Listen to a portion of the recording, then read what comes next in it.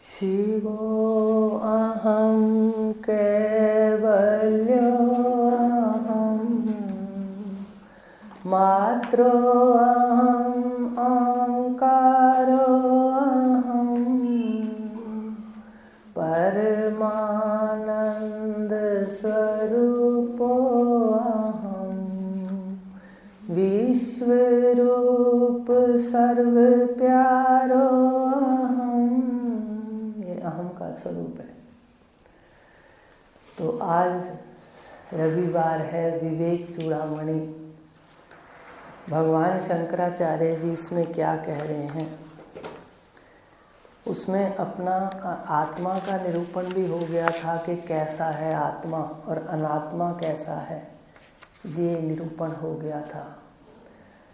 आपको छोटे शब्दों में आज बता देते हैं कि अनात्मा क्या है, निरूपण के हिसाब से आत्मा क्या है। आत्मा के 4 मुख्य लक्षण आप याद कर लो, बाकी हैं पर 4 मुख्य हैं। सत, चिद, आनंद और अद्वैत। सत, चिद, आनंद और अद्वैत आत्मा के लक्षण हैं। अब अनात्मा के लक्षण हैं, वो भी 4 मुख्य हैं। असत, जड़, दुख और द्वैत। सारा जो हमने आत्मा का पढ़ा उसका सार यही है कि 4 लक्षण उसके मुख्य हैं और 4 लक्षण अनात्मा के मुख्य हैं। आज अध्यास पढ़ लेते हैं कि आत्मा में अनात्मा का भ्रम, आत्मा में सच्चिदानंद अद्वैत आत्मा, उसमें अनात्मा असत जड़ दुख द्वैत, इसका भ्रम कैसे हुआ, ये अगला पाठ है। तो इसको कहते हैं अध्यास।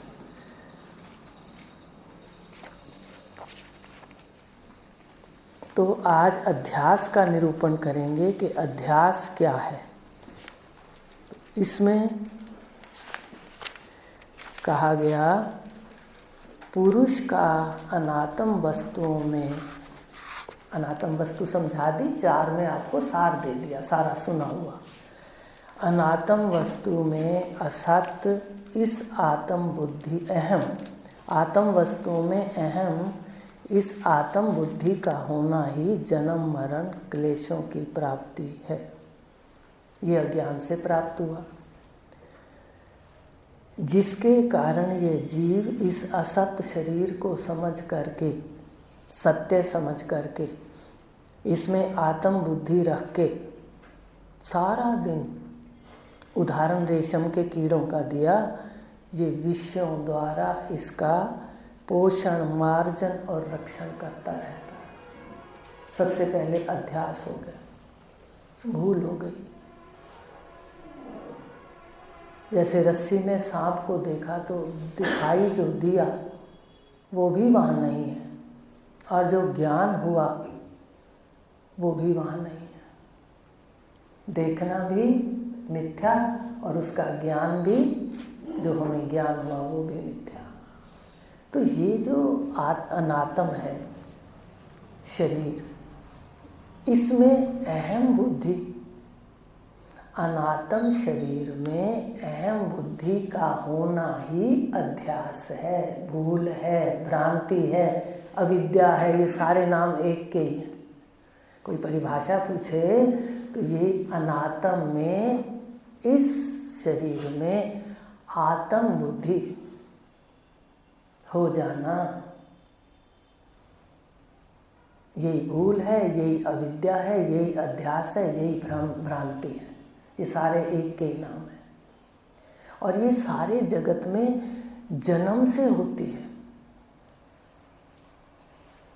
ये जो विद्या अविद्या है, इसको कहा मूला विद्या। ये मूल में पड़ी होती है, बुद्धि में पड़ी होती है, और फिर जब दिखता है तो विपरीत दिखेगा। जो नहीं है वो दिखेगा, उसका ज्ञान होगा, और जो है उसका ज्ञान नहीं होगा। तो वो तो जब होगा जब रस्सी में सांप जब छूटेगा, जब हम प्रकाश करेंगे। अविद्या हमारी जब छूटेगी, अध्यास हमारा सब छूटेगा जब सतगुरुदेव बिल्कुल सीधा ज्ञान देंगे। ये सतगुरु पर निर्भर है, कुशल वक्ता जो एक एक शब्द से ज्ञान की गाड़ी पे बिठा के घर ले जाए। तो कहा अनात्म में आत्मा का भाव कर लेना, अहम का भाव कर लेना, ये भूल है, अध्यास है। अब अध्यास की परिभाषा है शास्त्रीय भाषा में जो वस्तु जहाँ पर नहीं है, जो रस्सी में सांप को याद रखना, जो वस्तु जहाँ पर नहीं है उसका वहाँ पर देखना, जो वस्तु जहाँ पर नहीं है उसका वहाँ पर देखना, इसको क्या कहते हैं? भ्रम भी कहते हैं, अध्यास भी कहते हैं। तो रस्सी में सांप हमने मंद अंधकार से देखा, पर जो वस्तु जहाँ नहीं है, सांप वहाँ नहीं है, हमने सांप को देख लिया। कहाँ से देखा? संस्कारों से। देखो बिल्कुल गणित है ये विद्या। हमने जो भी देखा जन्मों के संस्कारों से, रोज सुने देखे संस्कारों से हमने वो देखा, तो इसको कहते हैं अध्यास।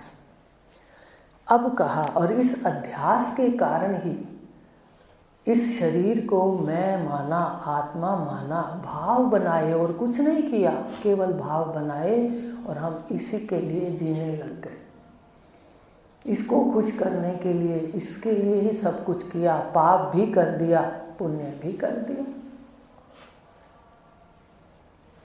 करना था कर्म, वर्ण धर्म के अनुसार कर्म नहीं छूटेगा। कोई अपने को स्वरूप से अकर्ता ना देकर व्यवहार में अकर्ता करेगा, ये सबसे बड़ी भूल है। कोई भी क्षण ऐसा नहीं है जो कर्म के बिना हो। गृहस्थ आश्रम को छोड़कर कहीं जाएंगे तो वहाँ संन्यास में कर्म करना पड़ेगा, कर्म नहीं छूटेगा। कर्म से कैसे असंग होना है, ये होना था।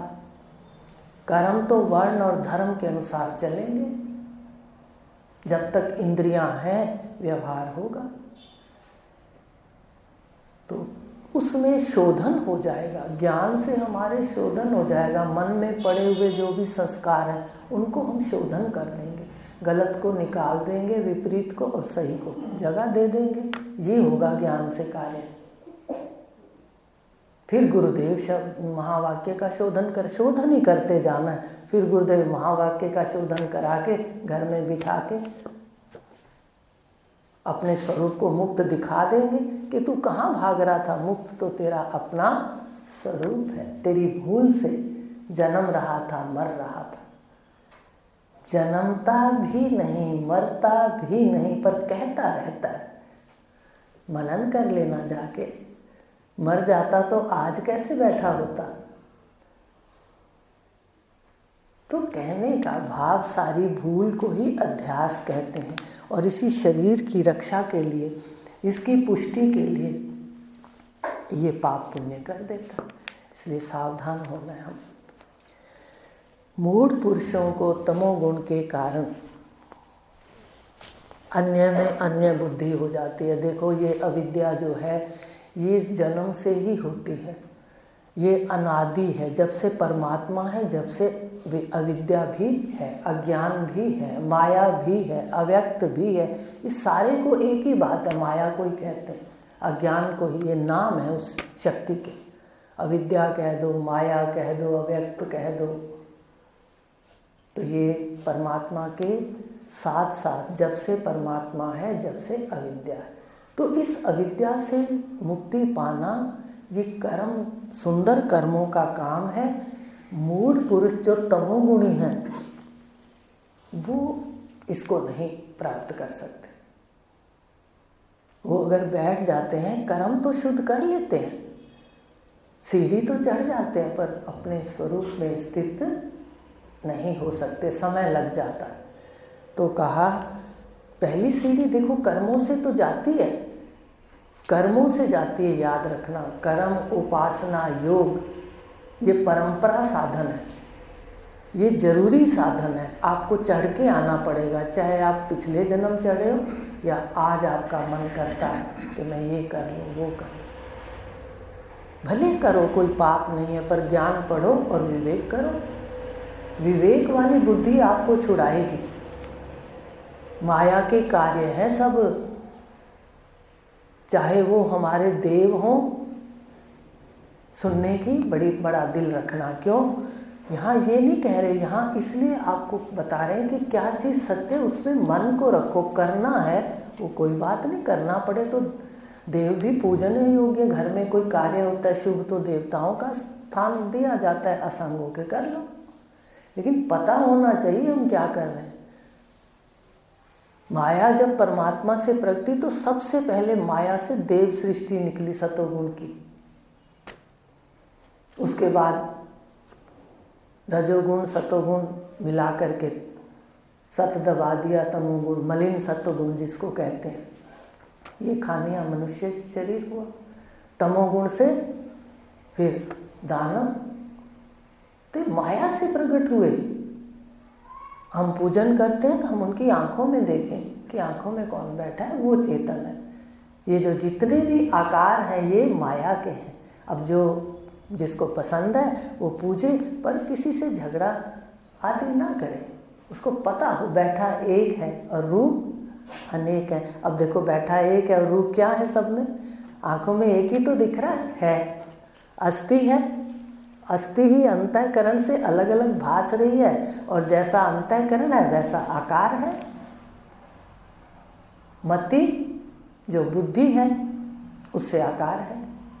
अकल से शकल है, अकल से शकल है, याद रखना। जैसी बुद्धि है, जैसे संस्कार है, वैसा आकार है। तो यहाँ भी तो वही है, लेकिन ज्ञान होना चाहिए हम कर क्या रहे हैं, आगे कुछ और है ये बताना है। ये नहीं कहा कि कोई गलत है, गलत कुछ भी नहीं है। सब परंपरा साधन है, कोई बहिरंग साधन है, कोई अंतरंग साधन है। साधन कहाँ पहुँचाते हैं? साध्य की ओर। ये सारा विश्व जहाँ से उत्पन्न होता है, जहाँ स्थित रहता है और जहाँ लय होता है वो ब्रह्म है। हे सौम्य, इसको जान। सिर्फ जानना है, करना तो खत्म है तत्वज्ञानी का। करने से जो प्राप्त होगा वो विकारी होगा। क्यों? जो करके प्राप्त करेंगे उसका क्षय भी होगा।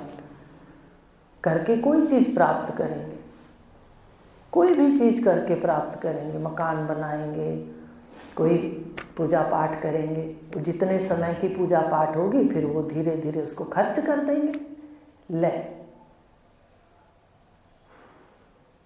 कर्म आत्मज्ञान का प्रमाण नहीं है, कर्म तो निर्माण है, कुछ ना कुछ नया बनाता है। आ रही है मेरी बात समझ? बुद्धि और तेज करिए, क्योंकि अब बहुत समय हो गया ये बातें सुनते सुनते, अब आगे भी तो चलना है। कर्म निर्माण करता है, कर्म प्रमाण नहीं है आत्मज्ञान का। जैसे रूप का प्रमाण कौन है? नेत्र। तो आत्मज्ञान का प्रमाण कर्म नहीं है। कर्म तो नया निर्माण करता है, जो निर्माण करता है उसमें विकार होते हैं, वो एक दिन क्षय भी होगा, लय भी होगा। तो इस प्रकार कहा कि ये जो आत्म सत्ता है, अपना स्वरूप है, तो इसको केवल जानना है। मूढ़ पुरुष अज्ञानी है, पर अविद्या सबको ग्रस्त करके खड़ी है, चाहे वो कोई भी है। सतोगुणी का जो कर्म शुद्ध है उसको गुरु मिल जाते हैं तो ये अज्ञान छूटता है। बस सिर्फ श्रवण करना है। अज्ञान को बाधित करने के लिए, अज्ञान को उतारने के लिए, अज्ञान को छोड़ने के लिए कर्म की आवश्यकता नहीं, केवल श्रवण की है। श्रवण की। कर्म करोगे तो फिर कर्म में पाप पुण्य फिर जुड़ा है, कौन सा कर्म करोगे फिर कर्म बनते जाएंगे। और कोई कर्म करके प्राप्त कर लेंगे, रिद्धि सिद्धि कोई भी चीज़ प्राप्त कर लेंगे, वो फिर क्षय होती जाएगी धीरे धीरे। तो ये कर्म का जो ये अविद्या है, ये जो अज्ञान है, शरीर से मैं को अलग देखने का ज्ञान, तो ये ज्ञान केवल श्रवण से मिलता है, चुपचाप सुनने से। कितना आसान है ये रास्ता। ये विष्णु भगवान कृष्ण और वेद व्यास और भगवान शंकराचार्य जी का मार्ग है। तो हमें दिखा रहे हैं क्या कि मूल पुरुष तमोगुणी इस शरीर में अन्य से अन्य में अन्य की बुद्धि, अन्य माने आत्मा में अनात्मा की और अनात्मा में आत्मा की बुद्धि कर लेता है। ऐसी बुद्धि वाले को नाना अनर्थों का समूह घेर लेता है। नाना अनर्थ उसके सामने आ जाते हैं। साधना भी करता है तो सारा दिन मांगने की करता है, कटोरा उसके हाथ में होता है, मुझे ये दे दो, ये दे दो, वो दे दो। साधना भी करी, कर्म किया, साथ साथ उसको ख़त्म भी कर दिया। आ रही है समझ बात, अब नहीं करना है ख़त्म, अब अपनी साधना को पकड़ना है। अनुकूलता जीवन में होनी है, वो अपने गुरुदेव से मांगे, अपने इष्ट से, कोई भी इष्ट है आपका। तो कहा कि ये जो बुद्धि है, विपरीत बुद्धि कहा, ये अनर्थों का की जड़ है, समूह है, और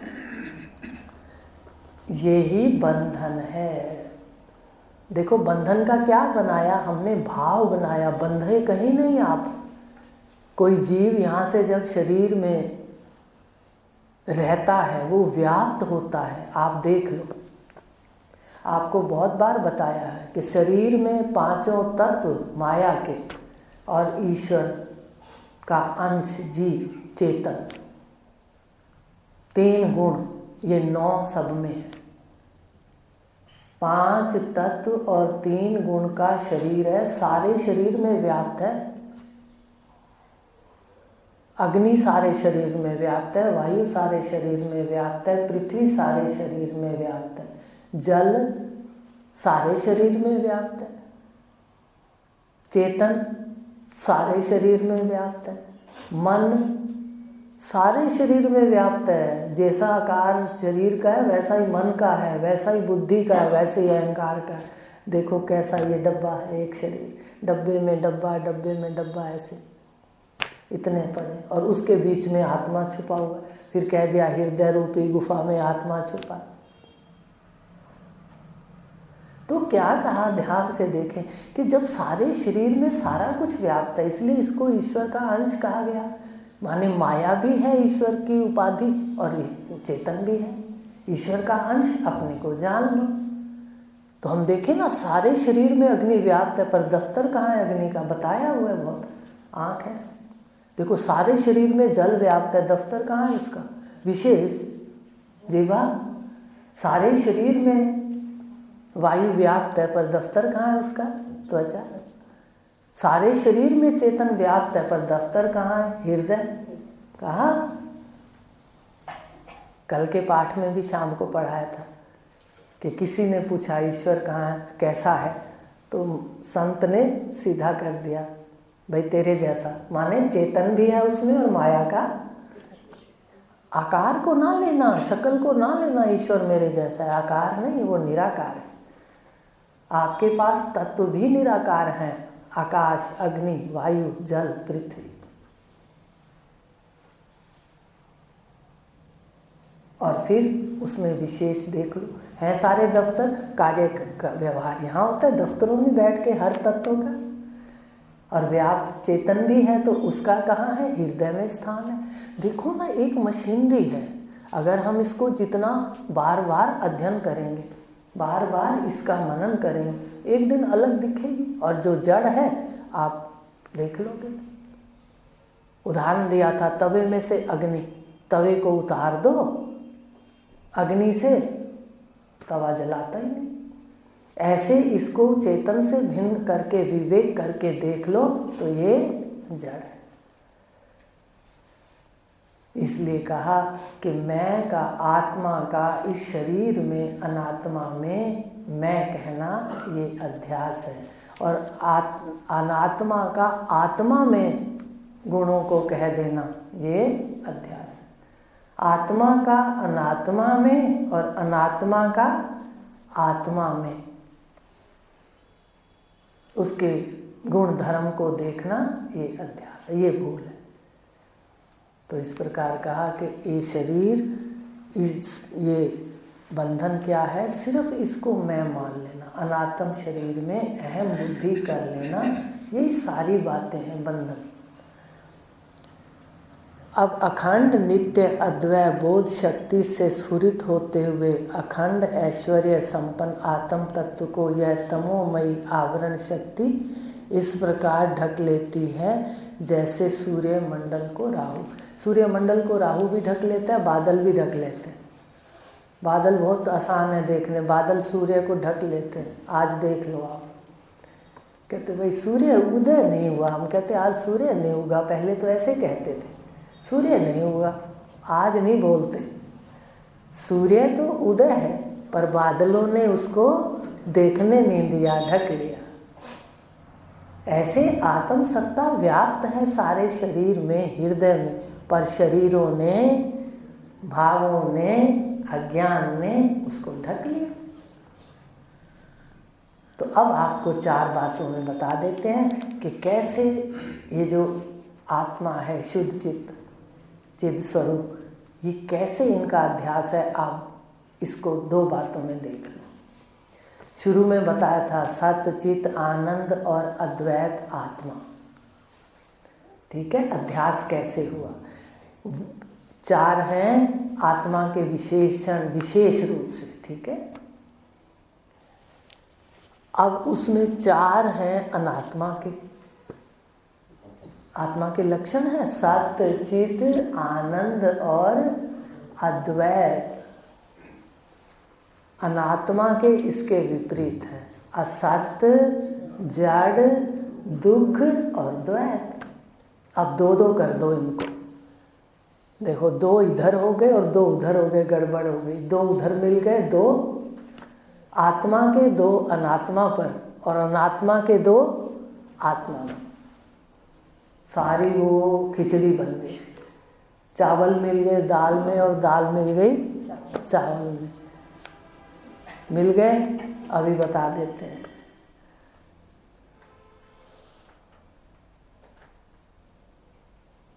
जो अनात्मा के दुख और द्वैत, ध्यान से सुन लो। 2 अनात्मा के 2 विशेषण, आत्मा के लक्षण कहते हैं, वैसे कह दो आप विशेषण, कोई बात नहीं, पर शुद्ध शब्द क्या है? आत्मा के लक्षण होते हैं और माया के विशेषण होते हैं, ठीक है। तो असत, जड़, दुख और द्वैत, ठीक है, 4 हैं। तो पीछे वाले 2 उठा लो। दुख और द्वैत उठा के उसको आत्मा में डाल दो। डाल क्या देना? उस पर अभाव बना लो। हमने आत्मा को क्या माना हुआ है? दुख रूप। कहते हो मैं दुखी, कहते हो, पीछे वाले 2 उठा लो, 4 लिख लेना, आज जाके कॉपी पे लिख लेना। इसकी तो आदत थी। ये जो भी गुरुदेव के शब्द आज भी उन डायरियों को उठाती हूँ। विद्यानंद जी महाराज ने वो पढ़ाया था ब्रह्मसूत्र, वो भी मेरे पास कई बातें लिखी हैं, तो आनंद रहता है। वो फिर शब्दकोश भी होता है, आपको भी बताते हैं उसमें। तो 4 हैं जो आत्मा के 4 विशेषण हैं, उसमें पिछले 2 विशेषण उठा लो। असत्य, जड़, दुख और अद्वैत। दुख और द्वैत ये दोनों उठा के आत्मा में आरोपित हो गए। अनात्मा के 2 लक्षण किस में आरोपित हो गए? आत्मा में। अब समझ आ जाएगी आपको सीधी, ठीक है। किताब तो बहुत लंबा कहती है, पर सिमटा लो इसको। मैं दुखी कहते हैं, मैं दुखी, मैं दुखी, मैं दुखी। और मैं के कितने रूप दिखते हैं? भगवान कह रहे हैं विश्व में सब मैं ही हूँ, सारा एक मेरी मैं है, बस दूसरा कुछ है नहीं। और हम क्या देखते हैं बताइए? भगवान का कहना कोई नहीं मानता। घंटे बज रहे मंदिरों में, भगवान की पूजा हो रही है, आरती हो रही है, लड्डू गोपाल भी खिलाए जा, गोदी में बैठे हैं। और मुझे हंसी आती है, ये जीव इतना टेढ़ा है, ये फिर भी मन मर्जी की पूजा चाहता है। मनन करिए अपनी पिछली जिंदगी का, क्योंकि गुरु के समर्पित नहीं होगा। गुरु के, अभी भगवान कृष्ण ने कह दिया 4 प्रकार के लोगों को ना कहना। उपनिषद ने कह दिया 2 को ना कहना। तो ये गुरु के लिए आज्ञा है। कि भाई ऐसे व्यक्तियों को मत कहना। क्यों? क्योंकि वो विपरीत गुण वाले होते हैं, तो उस ज्ञान को भी गंदला कर देते हैं। ऐसे थोड़ी कहा, बताइए, ऐसे कोई कहता है? ऐसे भगवान की वाणी के अंदर है। तो कहा कि ये जो द्वैत है, भगवान कह रहे हैं सर्वम के एक मैं ही हूँ, ठीक है। माँ कह रही है जिसने संतान को पैदा किया, सृष्टि से पहले सत एक था, हे सौम्य अब भी वो सत ईक्षण से एको अहम बहुश्याम, एक ही अहम बहुरूपों में आ गई। ऐसे कह दो सादे शब्दों में, बहुरूपों में भासने लगी, एक ही मैं, ठीक है, एक ही अहम। भगवान कह रहे हैं एक ही अहम है, दूसरा कुछ है नहीं। अद्वैत कह रहे हैं, भगवान अद्वैत कह रहे हैं, श्रुति अद्वैत कह रही है, पर हम क्या देख रहे हैं? हमारे भाव बने हुए हैं, सारे अलग अलग हैं, सारे अलग। हमने तो भगवान को ही नहीं छोड़ा। मुझे कई बार आता है, जीव इतना टेढ़ा है, परिवार तो परिवार, भगवान को भी नहीं छोड़ता, उसके टुकड़े टुकड़े कर देता है, भाव बना लेता है। बनाता है या नहीं, बताइए। पढ़ रहे हैं कि 4 किताब तो कह रही है, पर है क्या उसमें छुपा हुआ? सतगुरुदेव की कृपा से देखो कि असत जड़ दुख और द्वैत, अनात्मा के 2, दुख और द्वैत अनात्मा के किसमें आरोपित कर दिए? इस जीव ने अज्ञान के कारण, ना जानने के कारण आत्मा में कर दिए। मैं दुखी, मैं अनेक, मेरी मैं परमात्मा से भी अलग। वहां पर कह रहे भाई तू पुरुष है, और पुरुष सो अहम अस्मि, मैं ही हूं।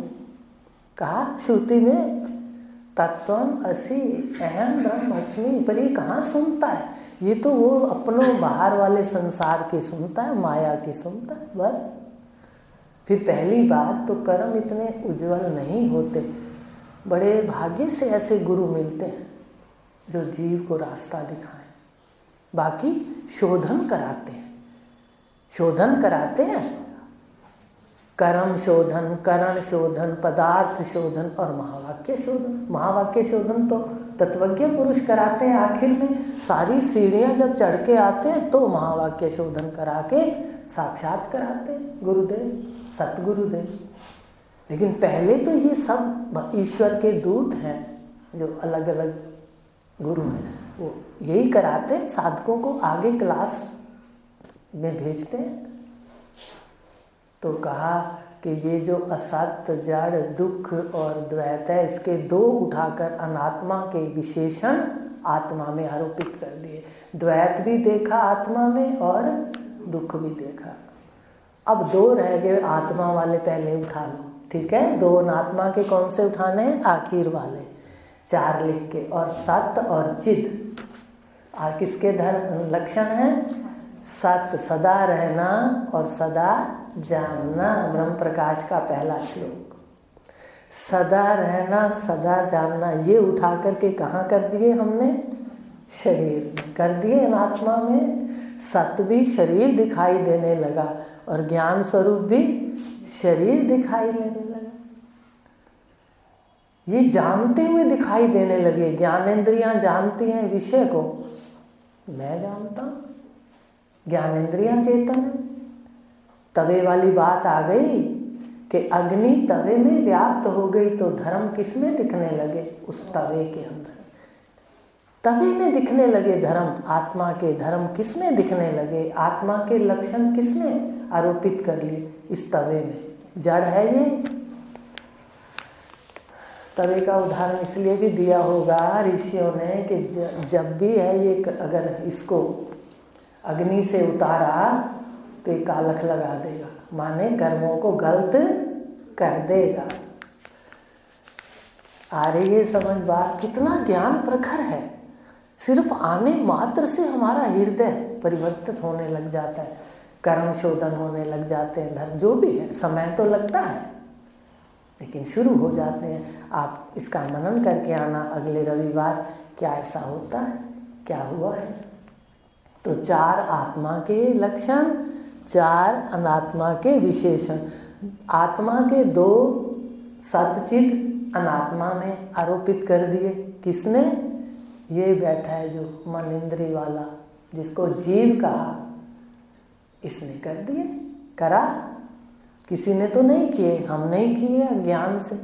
और फिर अनात्मा के जो द्वैत है और जो दुख है वो हमने किस में आरोपित कर दिया? आत्मा में। तो इसको क्या कहते हैं? अन्य का अन्य में देखना अध्यास है। आ गई शास्त्रीय बात समझ? अन्य का अनात्मा के आत्मा में और आत्मा के अनात्मा में लक्षणों को देखना, इसको क्या कहते हैं? अध्यास।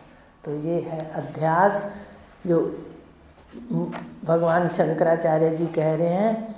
ये आत्मा के लक्षण अनात्मा में और अनात्मा के आत्मा में देखने शुरू कर दिए। और आत्मा कैसे ढका गया? जैसे सूर्य को बादल ढक लेते हैं या राहु ढक लेता है। अति निर्मल तेजोमय आत्म तत्व के अदृश्य होने पर पुरुष अनात्म देह को ही मोह से मैं हूँ ऐसा मानने लगता है। तब रजोगुण की विक्षेप नाम की अति प्रबल शक्ति काम क्रोध आदि अपने बंधनकारी गुणों से इसको व्यथित कर देती है। अज्ञान का कारण क्या है? आसक्ति, मोह। अगर हमें पता चल जाए कि ये सराय है और हम यहाँ आकर के अपने कर्मों से यहाँ वस्तुओं का भोग भी कर सकते हैं और शरीर के रहते हम अपने कर्म के जो संस्कार हैं उनको भी बदल सकते हैं। संस्कारों को सात्विक कर सकते हैं, फिर कर्मातीत भी इसी शरीर के रहते हो सकते हैं। अगर ज्ञान हो, वो आसक्ति नहीं करेगा। बहुत बार समझा दिया कि जितने काल की समय की देह है उतने समय का ही देखो ये सारा बवंडर है, सारा बखेड़ा है जो हमारे को कष्ट भी देता है और सुख भी देता है। देह से पहले आप थे, सुषुप्ति में देख लो। देह है तो भी बैठे हो और देह नहीं रहेगी तो आप रहोगे, आपका नाश नहीं है। देखो, तो मध्य काल की जो प्रतीति है इसमें सावधान हो जाओ। ये पंचभूतों की देह, इसको जड़ समझकर इसके काल का लाभ उठा लो। ये कुछ नहीं जाएगा साथ, ये तो भूल है। जो भूल को सुधार लेता है वो वर्ण धर्म के अनुसार कर्म करके अपने लिए तन मन और धन से अच्छा करता है। अपने लिए जीता है कुछ। साधक सिद्ध पुरुष की बात छोड़ दीजिए, हम सिद्ध पुरुष की बात नहीं करेंगे, साधक की करेंगे। साधक अपने लिए फिर कुछ करता है, नहीं तो सारा दिन पर के लिए। बैंक में भी डाल जाऊं, मेरी 7 पीढ़ियां खा लें, भले एक पीढ़ी ना खाए। ऐसी पीढ़ी आए जो सारे निकाल हैं। कितने ऐसे रास्ते हैं जो 1 मिनट में धन चला जाता है, 1 में आ जाता है। तो इसलिए निश्चिंत हो जाइए। बहुत अब तो गुरुदेव की कृपा दिखती है। कहते हैं अपना प्रारब्ध लाए तो हैं, हम अपना संवार लें बस। वो अपना कुछ अपना भी रखना पड़ता है ना। भविष्य के धन के 5 भाग करने पड़ते हैं, उस तरह खर्चना पड़ता है। खर्चने के लिए भी तो है, आगे देने के लिए। कहते हैं ना, जिसको दूसरा कहते हैं, दूसरे शरीर मान लो मिलता है तो ये लाभ रहता है। तो दूसरा अपने ईश्वर के लिए भी तो कुछ करना है। कहाँ है ईश्वर? कहीं दूर ना जाओ कि ईश्वर कहीं बैठा है, वैकुंठ में बैठा है। जहाँ बैठा है वहाँ भी बैठा है भक्तों का, पर तत्वज्ञानी का ईश्वर कहाँ है? कुरुक सूक्त का पहला मंत्र गीता में भी कहा है, सर्वतो पाणी पादम तत् सर्वतो अक्षि शिरामुखम सर्वतो श्रुति मलोके सर्वम आवृत तिष्ठति। गीता में भी है, उपनिषदों में भी है। सहस्त्र शीर्षा पुरखा सहस्त्राक्षा सहस्त्रपाद किसके हैं?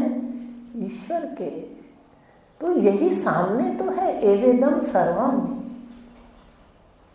जहां संबंध नहीं है वहां कुछ करेंगे तो ईश्वर को मान लो एक बात के लिए उसको के सामने रखना है, उसको प्रसाद चढ़ाना है, उसको देना है। तो साधक ऐसा करता है। अज्ञानी तो सारा कुछ बैंक में जाएगा, 7 पीढ़ियों की चिंता उसको होती है। तो ये अज्ञान है। इस प्रकार कहा कि जो ज्ञान में आते हैं वो मोह आसक्ति के रहित कर्म करते हैं।